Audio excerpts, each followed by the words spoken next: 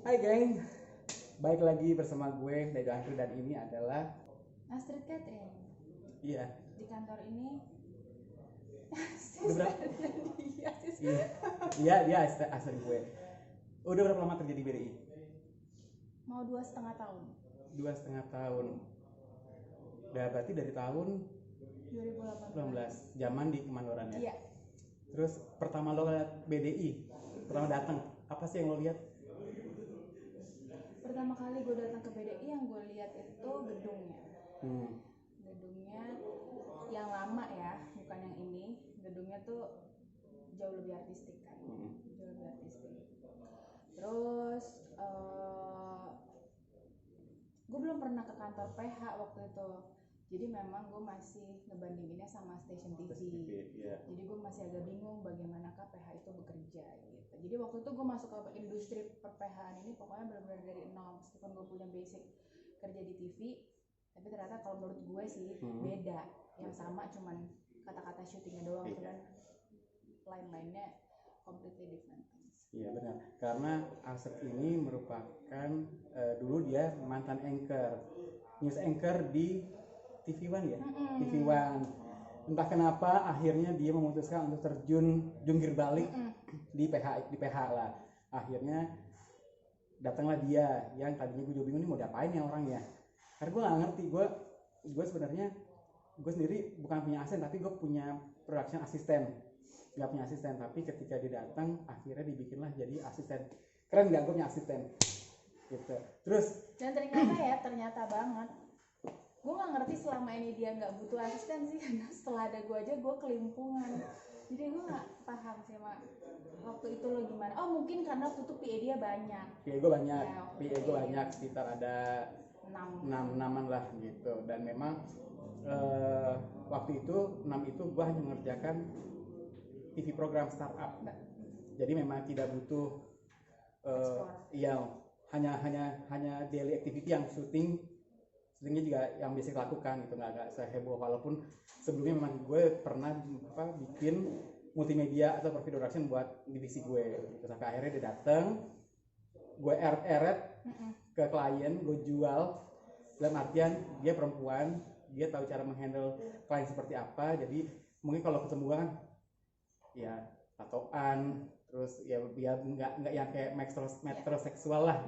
Gue bukan tipe itu, tapi kalau ada itu kalau datang meeting ngomongnya langsung teknis, langsung timeline, langsung ini kapan deadline-nya. Itu dodre banget kalau lagi meeting. Dia emang langsung kapan pengerjaannya, buat kapan, harus bagaimana, dia gitu banget. Nah, lo kan udah kerja di 2,5 tahun sama gue. Sama gue sama BDI, tapi di bawah gue. Apa sih? Lo ngeliat gue seperti apa sih orangnya? Lo? Dia itu, gue udah bener bilang sama lo sih, dia tuh selalu 10 langkah di depan. Itu dia, 10 langkah di depan, selalu cepet banget ngerjainnya. Itu sih yang gue rasain ya selama 2,5 tahun ini. Fungsi gue adalah itu, karena kan memang agak sulit ya untuk orang itu bisa bukan menyamai, bahkan mengerti akan speednya Dedo Andre gitu. Jadi gue merasa fungsi gue yang paling utama tuh memang bagaimana menjembatani baik klien maupun anak-anak di sini agar ketemu di tengah nih. Iya betul. Sama speednya dia, sama kemampuan dari klien, sama kemampuan dari anak-anak. Kalau enggak mah bisa kelojotan semua. Tapi ya speed itu ya gue belajar dari Richard Buntario karena dia mau cepat dan gue harus bisa nyimbangin dia. Nah orang yang bisa nyimbangin gue itu adalah tim gue itu bisa nggak nyimbangin. Kalau dia bisa, dia itu akan jalan di BD itu lama istilahnya gini, akan terus menerus. Tapi kalau dianya kelimpungan, ya akhirnya apa? Resign, seleksi alam, akhirnya keluar. Karena buat gue juga pekerjaan yang gue bilang juga ke bos gue, BDI itu kayak rumah kedua.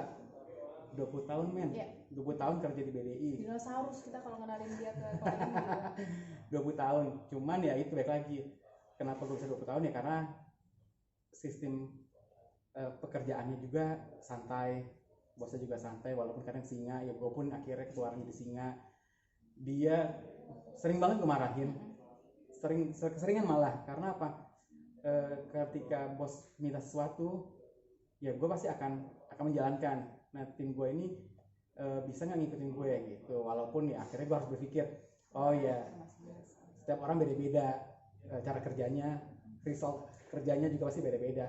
Yang pasti ketika resultnya ada ya itu cukup buat gue gitu, jadi nggak perlu yang gimana-gimana. Tapi memang kadang kondisi project kita tuh pengennya cepet-cepet ya. Selalu hari project bikin candi selalu. Roro Jonggrang. Jadi hari ini meeting hari ini 2 hari kemudian kirim budget gitu, selalu berapa hari kemudian jadi gitu. Nah gue sendiri mata lu seperti apa sih orangnya? Itu tadi. Selain itu apa ya, cepet sama panik sama nggak sih? Saya juga bilang gitu panik, tapi gue paniknya gue juga panik itu kayak seperti apa sih kalau paniknya? Lo ngeliat gue panik seperti apa? Apa yang bikin lo menyebutkan gue panik? Karena itu loh, mungkin ini pengembangan dari memang dia tuh orangnya bukan result minded sih, deadline minded. Dia tuh orangnya kayak gitu. Jadi time tuh ada di prioritas paling utama bagi dia. Sementara orang-orang yang ada di sekitarnya mungkin masih berpikir bagaimana caranya untuk menuju result yang dia mau itu. Dia udah selalu result karena deadline gitu.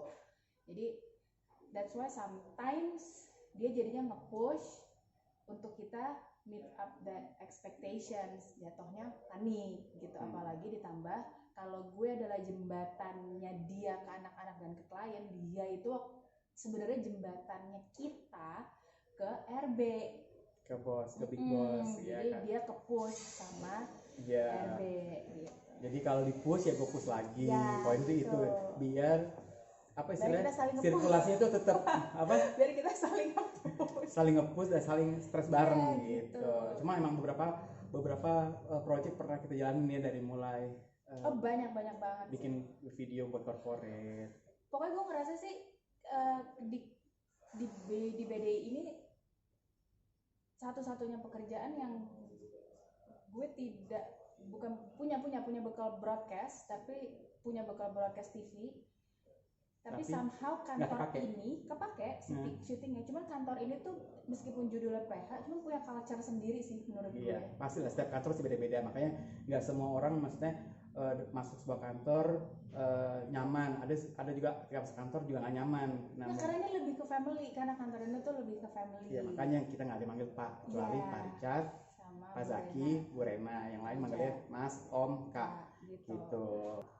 Jadi gue bener-bener menempatkan diri gue tuh dari nol banget, dan somehow ditandeminnya sama dia nih, yang ternyata setelah kesini gue makin tahu kalau ternyata dia orang yang paling lama kerja di sini, ternyata dia orang yang tangan kanannya yang punya gitu. Ternyata nggak ada orang lagi ternyata di sini ya dia orangnya, sama ada satu lagi namanya Filman.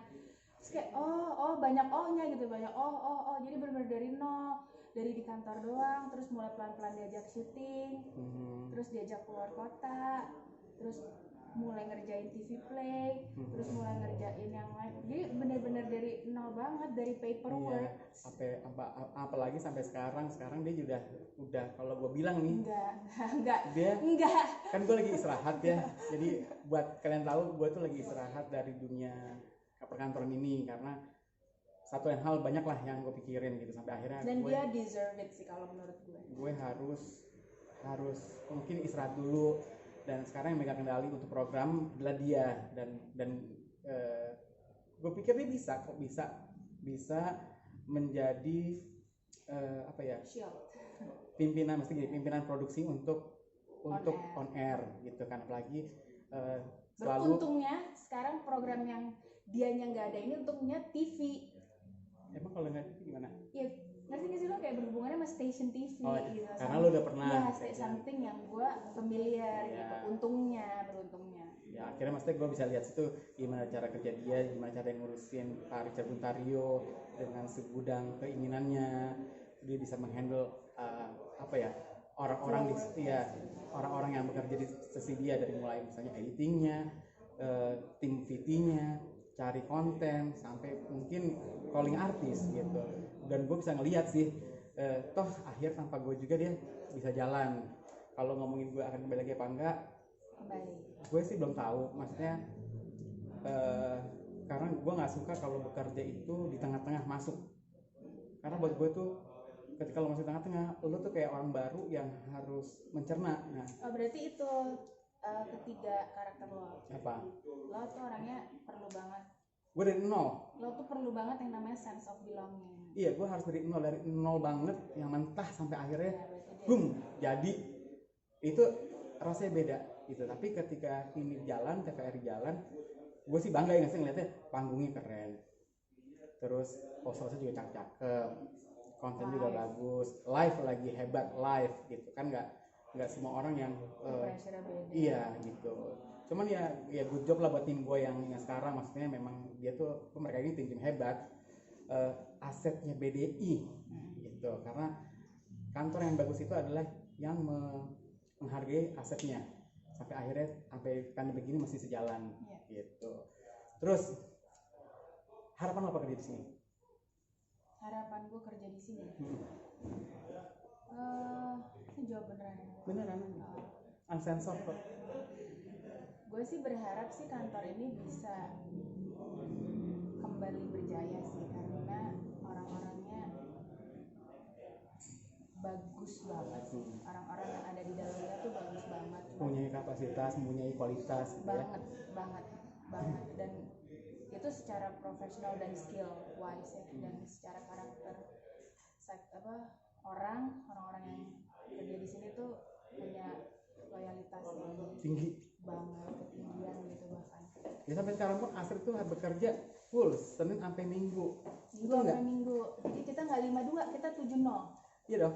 Lo live hari Minggu, betul kan ya? Live hari Minggu. Senin udah masuk untuk ngurusin konten. Selasa meeting internal, evaluasi. Nyiapin lagi Rabu, Kamis meeting lagi.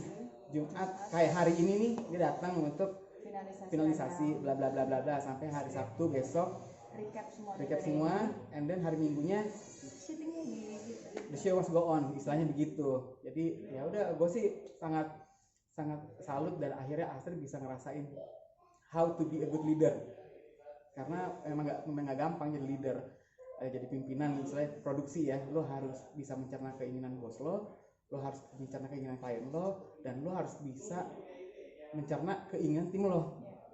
Iya kan? Gue belum bisa sih di yang satu, mencerna keinginan Paricat. Tapi yang gue pelajarin dari Dodre adalah satu, bahwa kalau mau megang di program itu lo harus tahu dari hulu ke hilir. Dan itu yang gue berusaha aplikasikan. Hanya itu. Untungnya selama gue kerja di sini, gue berteman baik dengan semua divisi. Untungnya. Jadinya apapun bantu. Iya. Jadi gue punya tahu karakter masing-masing divisi. Kalau saja waktu dia masih ada gue menganggap remeh pertemanan dengan semua divisi, sekarang kondisinya seperti ini, udah selesai, gue selesai.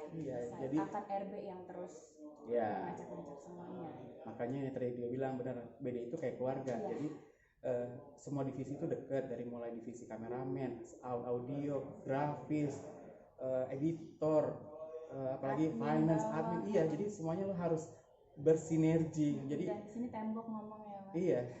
Jadi bener-bener ketika lo butuh bantuan, mereka akan bantu gitu. Bisa jadi susah program lo yang simpel. Iya. Yang simpel jadi susah, yang susah kayak jadi mudah. Udah Ya kan? Selesai deh. Gitu. Kalau kedepannya lagi nih. Jadi belum selesai. Pokoknya gue berharap sih kantor ini sih bisa balik lagi, karena gue mau orang-orang tersebut yang tadi gue bilang yang punya skill bagus dan loyal banget sama kantornya tuh can somehow juga mencari nafkah yang aman gitu dari sini gitu. Dan semua yang udah mereka tuangkan ke kantornya itu terbayarkan. Itu sih pengennya gue. Makanya ini kan juga gara-gara pandemi jadi begini sebenarnya gitu kan. Sebenarnya kalau ngomongin hasil, divisi kita banyak banget hasilnya. Udah banyak banget menghasilkan gitu. Cuman baik lagi karena pandemik akhirnya banyak teman-teman juga yang dirumahin. Terus juga mungkin sedikit banyak uang kita juga sedikit berantakan gitu kan, project yang nggak jadi gitu. Tapi semua ada alasannya, semua pasti punya rencana lah. Mungkin kayak sekarang nih, mungkin selama 20 tahun gue sebenarnya mungkin nggak mau untuk resign, tapi karena punya rencana lain, mungkin gue udah harus istirahat, istirahat artinya gini, istirahat memiliki beban yang segitu gede gitu ya, karena beban itu kan ada karena pikiran itu ada karena ada sesuatu ya kan. Tapi baik lagi ya, gue hanya menjalankan ini, ke depannya gimana gue juga nggak tahu. Mudah-mudahan kalau memang ada pekerjaannya alhamdulillah, kalau memang baik lagi juga gue juga nggak bisa, nggak tahu juga. Tapi kalau ngurusin kerjaan dia, ayo nyerah. Kerjaan yang mana? Yang ini karena nggak ada libur itu sih ya gini, karena ngomong libur kita nggak pernah ya, kalau kita iya, kalau kita punya project kita malah Sabtu Minggu kerja. Iya, tapi kan at the moment project ini kan akan setiap minggu.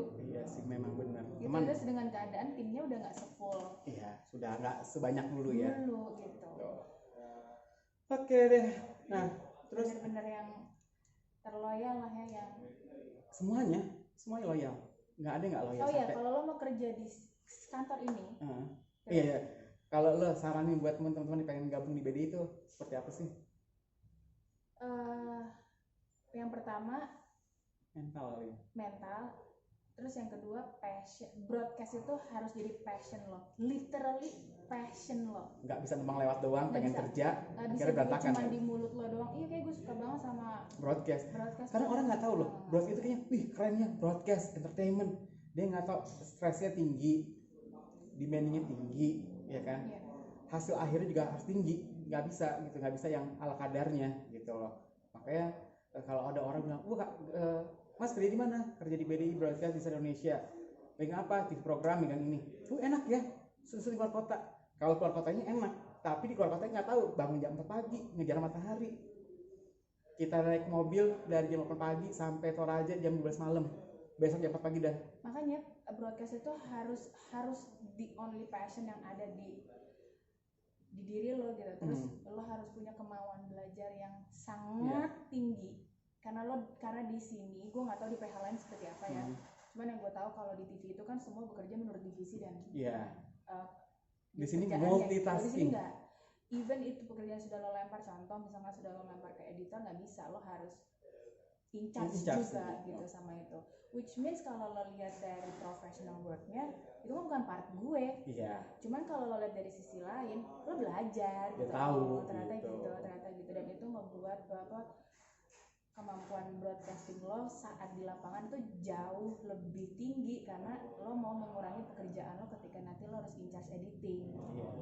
Makanya banyak kayak dia nih, ya tadi gue bilang selain ngurusin klien gitu ya, dia juga posting apa lewat Google Drive. Gua sih kagak ngerti men, dia tugas dia loading data gitu loh, maksudnya sampai dia segitunya gitu loh. Karena harus cari cara kan, waktu itu kita somehow lagi di awal pengurangan karyawan itu, tapi kita lagi ada ongoing project sama Telkom. Dan itu rutin setiap minggu. Gimana caranya agar OB yang cuma satu ini nggak bolak-balik gitu. Akhirnya ada sih solusi Google Drive itu. Yang juga dibantu sama Mas Ega. Gimana teknisnya dan ternyata diterima dan aman. Bagus, berarti untuk semua project lainnya ya pakai Google Drive aja. Jadi maksudnya gua pun nggak ngerti, cuman maksudnya dia ngerti lah, ada yang ngerti, maksudnya cari solusi lain. Sebenarnya tim gue tuh kalau untuk multimedia tuh ada 2, ada Ajun sama Astrid.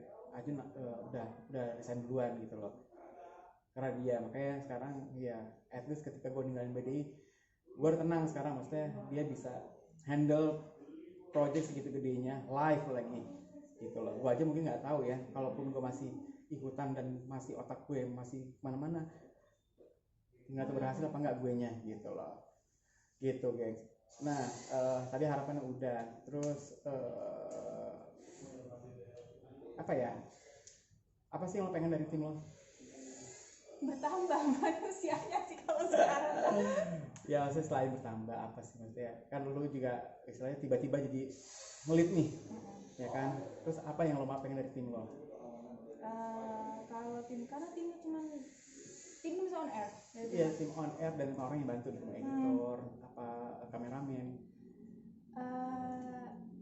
Kalau dari tim post pro sih sebenarnya gue nggak ini ya, karena kan live. Jadi gue nggak terlalu ada kebutuhan banyak sama mereka. Kebutuhannya cuma memenuhi kebutuhan VT untuk itu dan edit VT ya? Edit VT aja untuk keperluan itu. Nggak terlalu banyak memang sama post pro, dan headnya Pospro aman sih, kalau buat gue sih aman. Gue punya hubungan yang baik sama dia, dia mengerti bagaimana gue bekerja dan gue juga mengerti bagaimana dia bekerja, dan gue percaya sama decisionnya dia. Nggak, bukan seorang yang harus gue bagus dia belum maju, enggak dia gitu. tahu Dia udah tahu cara kerjanya. Kalau dari tim internal gue sendiri sih, karena orangnya tinggal 3. Siapa di 3? Davin Oh iya, berarti tim gue cuma 2 kan? Yes. 2 cuma 2, Davin sama Shay. Kalau dari Shay nggak ada sih. 2 orang ini punya karakter yang berbeda. Yang satu tertutup, yang satu terlalu terbuka. Iya, terlalu cuek. Gitu. Nah, makanya buat kalian juga yang kerja di sebuah PH atau di manapun, kalau kalian kerja cuek, otomatis itu bisa menghambat yang lain gitu loh, karena yang lain kan punya kebutuhan juga. Kenapa misalnya si Afif punya kebutuhan karena demanding dari si klien atau dari big boss, tapi timnya ini bisa nggak untuk menjagain dia gitu. Kalau nggak jagain, nanti soalnya yang kena gue, berantakan lu langsung, ya kan, lo lagi istilahnya begitu. Jadi kalau di yang satu, yang CC, gue tidak perlu banyak tanya apa dia lupa sedikit banget sih, banget. Kalau sama Davin itu sangat perlu ditanya, sudah belum. Makanya kemarin kan lihat Syasha bilang gue paling jarang marah sama dia, karena gue tahu dia tuh takut sama gue, makanya dia terlalu kerja yang benar, lurus. Karena kalau orang yang nggak takut, ya akhirnya apa? Senangnya dimarahin. Dia bener juga takut sama gue juga nggak tahu nih. Dia sering takut. Tapi nih ya, terus ya dia tuh paling jadi nggak tahu nih bener apa salah. Tapi menurut gue lo tuh bener-bener lepas jadi diri lo sendiri tanpa lo harus berpikir 2 kali ketika mau apapun ke gue, even itu lagi bercanda, marah, nyuruh, apapun. Itu sama gue, ngerti nggak? Kalau sama Syesha lo mau marah pasti lo hold back sedikit. Iya, karena dia bilang Syesha itu tipenya ketutup. Gue kan harus bisa ngebaca dong. Jadi pimpinan itu harus bisa ngebaca Syesha tuh sedang ngalamin apa sih di kehidupannya. Gue tahu semua misalnya gitu. Asli gue tahu dia kadang dimarahin sama gue, kadang cuek, makanya dia kayak hobi seneng gitu. Gue nggak cuek, gue sendiri. Enggak, lu nggak cuek, tapi lu tuh kayak kalau nggak terima omelan gue tuh nggak enak gitu loh. Nggak tahu itu ya. Menurut gue sih kayak itu proses, ngerti gak sih? Malahan kalau tidak ada proses ngomelin atau proses itu, bahkan gue pernah berantem sama dia, bukan berantem, marah. Gue cuekin Tarik lama, seminggu deh kayaknya. Seminggu. Lama, aku nggak 2 hari kak. Berapa? Lupa, tapi nggak tahu deh kayaknya. Tapi gue ngajak di kantor, dari dia datang sampai dia pulang gue ngajak ngobrol. Sampai gue meeting di mobil nggak gue ngobrol. Itu mental banget sih. Gitu, karena dia nggak pernah kayak gitu ke timnya yang lain. Dia cuma kayak gitu sama gue, dan menurut gue itu bukan, kalau dilihat kala itu sih memang menyeramkan. Cuma kalau gue lihat itu jadi experience, ngerti gak sih? Iya, yang ngedeketin lo sama gue kayak, lu udah pernah sampai kayak gitu. Iya, makanya mungkin cara curhat gue ke tim gue yang lain beda sama dia. Beda. Mungkin gue sampai umur kali ya. Ya mungkin umur. Gue kan emang seumur sama dia lah.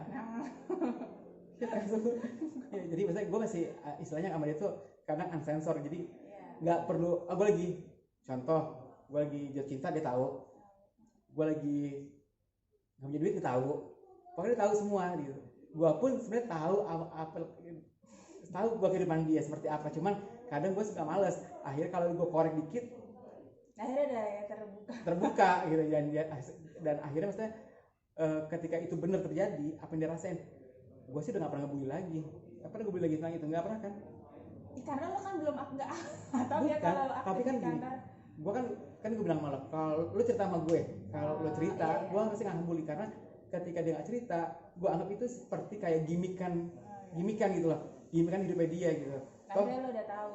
Akhirnya gue tahu, jadi maksudnya ketika itu udah menyangkut ke fisiknya dia, gue nggak akan bully lagi karena yang dialami itu juga mungkin berat gitu, dan akhirnya kan gue tahu gitu. Mau dalam kondisi apapun, mau lagi ada nggak ada uang, mau cuma sejam kayak di hotel itu, dia akan piki sepiki-pikinya. Iya, karena gini, kenapa? Jadi lo bayangin nggak kalau gue syuting keluar kota? Oh iya, harus dong. Walaupun lo tidur cuma berapa jam di hotel saat syuting ya, tapi at least gue pernah marahin dia, gila marahin. Lo tau nggak pagi udah keren ya mau syuting, masuk restoran nih, sorry pak, kuponnya mana? Nggak ada. Tumben nggak ada. Terus kan lo malu udah rapi, lo tinggal masuk kan, mending kalau masih di depannya mbaknya, gue udah masuk set dipanggil.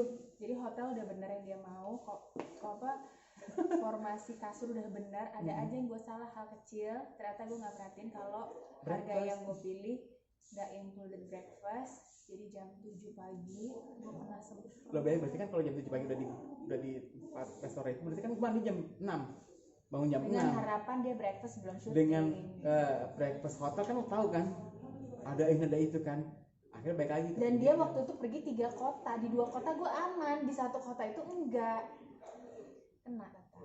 Ya karena memang maksudnya kalau lo tinggal di hotel paling enak ya makan di hotel, paling enak ya. Cuman jadi tinggal mikirin makan siang maksudnya. Iya, gitu. maksudnya gini, di situ lo bisa ngambil apapun sesuai dengan kebutuhan perut lo gitu, sampai oh bisa nakar nih sambil ngobrol siang sama gitu. tim lo hari ini mau ngapain. Gitu. Jadi lo bayangin udah kecewa akhirnya makan pinggir jalan nasi uduk, nggak masalah juga sih nasi uduk, tapi akhirnya tuh nggak gue rasa kayak dua, masing-masing itu 2 piring. Oh, semua Nasi uduk, karena nasi uduk karena mau nambah nasi kuning, terus tadi pakai telur lagi jadi 2 ya kayak gitulah maksudnya. Karena kan di kata gue hotelnya hotel besar gitu kan. Apa sih Horizon? Iya kan nanya, mbak baru cek ini nanti breakfastnya di mana? Oh di sini. Oh ya udah mbak, oke. Berarti besok pagi Krik. lu ngebayangin omelet Untungnya gitu. kota-kota berikutnya enggak. Untungnya. Iya, gitu. Ya itu sih gitu. Tapi maksudnya buat gue hotel itu adalah secapek apapun lo harus nyaman. Dia harus nyaman gitu loh. Dan dia bisa to the point of ini hotel ke jalan raya atau ke tempat yang biasanya dia akan main itu berapa lama, dan dia ngecekin itu di Google Map, dia napak tilas di Google Map. Kalau syuting lokasi satu harus berdekatan dengan hotel yang kita tinggalin. Karena apa? Gue nggak mau kelamaan di jalan, karena ketinggalan jalan gue jadi singa. Iya. Iya loh. Akhirnya dia ngaku, akhirnya keluarkan aslinya gitu. Toraja berangkat jam 4, udah mau tinggal pesawat sama lu nih, mau kita pesawat nih, pesawat terakhir cuk lari dalam pesawat, nyampe jam 7 ya, jam 7-an deh, sarapan beli di Maret apa, jam 8 kita langsung ke Toraja. Itu dari jalan pagi sampai jam 12 malam nyampe. Lo bayangin, lo nggak singa nggak lo? Dari lo tidur bangun masih seneng, tidur lagi belum nyampe, sampai akhirnya jam 12. Terus mikir besok paginya anjing jam 4 subuh. Jam 4 pagi udah harus syuting lagi. Udah gitu nyampe Torajanya, tau gak pertama ditanya ke gue gimana? Lapar dong. Iya. Ada McDonald. Tanyain dong, ada kliennya di mobil satunya. Tanyain kliennya dong, ada McDonald nggak? Ya karena masa serius loh, gue kalau ke luar negeri pun gue selalu mencari McDonald karena aman. Iya paling aman gitu. Ya udah gitu. Makanya gue ke Toraja kan gue ngeliatnya hamparan bukit apa gitu, enggak. Terus tiba-tiba nyampe ke Toraja jam 12 lapar kan. Makanya kita makan mie kan kita. Perjalanan daratnya aja 18 jam udah jadi apaan? Iya, bahan-bahan McDonald sampai situ. Iya, makanya gue ada McDonald, gue pengen banget ya. Ternyata nggak ada. Pas pagi juga berharap dapat breakfast yang gimana, akhirnya dapatnya roti tawar dan nggak ada. Ya gitu deh. Roti tawar sama teh dan kopi. Ada apa ya? Masuk boleh banget. Nah nih, ini namanya Eril Buntario. Dia dulu gabung di sini, sekarang udah nggak gabung gitu. Dia dulu megang apa dia sini tuh? Editor. Dia editor. Rohannya Om Dado. Iya. Ini gurunya nih, suhu. Tadi kan lo denger kan cerita gue didiemin sama Kak Dado berhari-hari. Itu gara-gara dia. Gue didiemin ya. Oh ini soju. Gara-gara sojunya dia gue didiemin sama Dado berhari. Nah tadi tuh ya itu gue kenal dia itu dari baby. Dari baby. Dari TK gue kenal dia. Kayak lo kenal Lights ya. Makanya dari slide maksudnya ya gue di BD selama itu dari Eril kecil sampai akhirnya Eril tuh gabung di sini jadi tim ini. Gila ya. Makanya nggak heran kalau update terakhir dari bos kami itu memang bos kami ternyata benar menganggap dia itu anak. Iya paham, bener maksudnya gue sama keluarga ini tahu semua keluarga Pak Rica gue kenal baik, gue kumpulannya juga ya kenal deket, akrab deket gitu kayak keluarga gitu. Cuman memang gue tidak bisa menyalahkan mereka untuk kondisi sekarang. Iya. Gue memaklumi, makanya daripada lebih berat kenapa gue juga memaklumi ya, mungkin memang waktunya gue tuh sekarang istirahat dulu lah biar dia bersinar ini dulu nih. Enggak juga sih, tapi even though nggak ada pandemi atau apapun itu gitu ya, tapi menurut gue memang Kak Dado tuh deserve sih untuk ya istirahat dulu, karena gue nggak tahu dia lu pernah istirahatnya sih selama 20 tahun lo kerja ini. Palingan cuma cuci doang, cuci coba 3 hari 4 hari. Oh, kan nggak pernah gitu kan? Nggak pernah yang kayak kemana sebulan gitu ya, nggak pernah gue. Karena kan 1/10 kan, dia 20 tahun, gue 2 tahun setengah. Dia capek banget. Capek ya makanya karena lu disupport sama tim yang hebat, seberat apapun jadinya ringan. Contoh set kemarin itu kan berat, gue belum malam situ, tapi karena didukung semuanya akhirnya ringan gitu, istilahnya ringan dan jalan gitu. Jadi emang menurut gue dia deserve banget. Ya mudah-mudahan nanti kalau refresh kan. Iya refresh lah, benar-benar gue harus refresh ya, mungkin karena corona ini jadi akhirnya gue juga punya waktu untuk istirahat. Betul gitu. Dia juga secara fisik juga menurut gue baik sih, menurut gue. Gue sekarang ya secara psikis lo tone down oh gitu. Iya bener, fisikis untuk pekerjaan lebih low. Nih ya salah satu nih, ini kerja di BDI banget, lo nggak pernah bangun tidur enggak, lo bangun tidur langsung set grup. Itu kerja di BDI gue deh. gue sekarang tuh alhamdulillah enggak. Jadi gini, kalau dulu kan gue tuh aduh suka gitu kan, lo bukan ngeluh tapi lo kayak Gue baru bangun ya, Kak. Itu semua kantor apa semua nggak tahu, mungkin semua kantor ya, semua orang yang malah pekerjaan. Cuma memang gitu, kalau kita bekerja ya ada aja mesti pas lagi bangun tidur nggak mungkin nggak ada grup. Makanya gue selalu bilang sama dia, gue kalau ngecek handphone itu selalu di kantor. Kalau enggak lo stres kan? Gue stres kok pagi, serius. Makanya gue kalau misalnya bos gue sering marah, baca WhatsApp, dan gue baca WhatsApp di kantor ketika gue sampai dari rumah naik Gojek sampai kantor baru gue buka. Dan menurut gue itu human kan, ngerti nggak lo? Humanize yourself. Iya, karena gue nggak mau pagi-pagi gue udah bangunnya tidur kurang, bangun langsung udah berita akhirnya pusing, lo kepikiran gitu. Ada aja kayak gue nih, udah pesen Gojek, handphone gue taruh, gue berangkat sampai kantor nggak bawa handphone. Kayak begitu. Jadi itu kalau gue itu sangat mengganggu gue nyetir. Ya gitu. Jadi memang ya mungkin maklum ya. Ada lagi sih contoh kayak misal adik gue itu dia nggak bisa kalau diinfoin dari rumah ada apa-apa. Contoh karena hujan gede. Ternyata yang gue lakukan itu salah. Jangan pernah memberitahukan gue hal-hal kayak gitu. Itu bisa mengganggu pekerjaan gue karena langsung otaknya ke rumah. Jadi kemarin kan gue di rumah, hujan gede.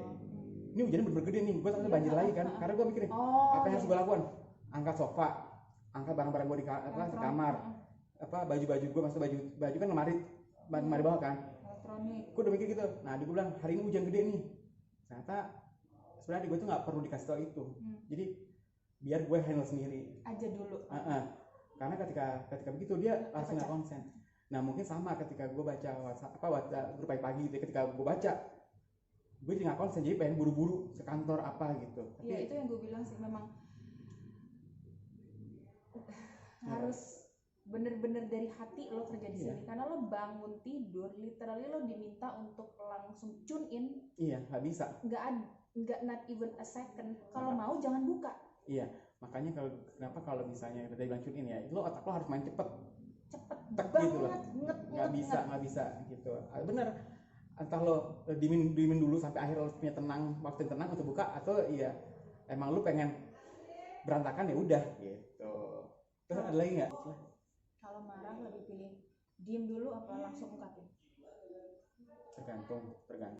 Sama aja kayak di kantor gitu. Tapi gue tipe orang yang marah sama lo pagi nih, tapi siang udah baik lagi. Betul nggak? Tergantung. Makanya tergantung tingkat salahnya itu kan. Salah yang kecil yang besar. Karena kalau yang kecil, kadang gue juga nggak mau energi gue kebuang gara-gara kayak gitu loh. Jadi ya gue akan tetap jadi teman baik lagi. Jadi gue tau porsinya lah kalau di sini gitu. Tapi itu juga berpengaruh kepada, karena gue anggap dia penting gitu. Jadi mau nggak mau gue memang harus berusaha ngebuat si komunikasi itu kembali ada. Iya, gitu. makanya komunikasi itu penting. Makanya kenapa kemarin mungkin bos gue marah, karena komunikasi dia isunya adalah komunikasi sama gue susah, padahal gue sendiri tidak, lagi ngerjain. padahal memang gue tidak komunikasi dengan baik, karena gue pikir ini adalah proyeknya Astrid yang lead dan gue di belakangnya dia untuk support. Nanti pun episode 2 baru gue take over, ternyata ekspektasi beda, dia maunya gue tetap ada di depan gitu. Sedangkan setelah 1 bulan di rumah kan lo mungkin ya otak lo udah lebih tone down ya, akhirnya ketika masuk sini kan nggak bisa yang tek gitu, apalagi banyak pikiran tuh kepecah-pecah. iya gitulah gitu.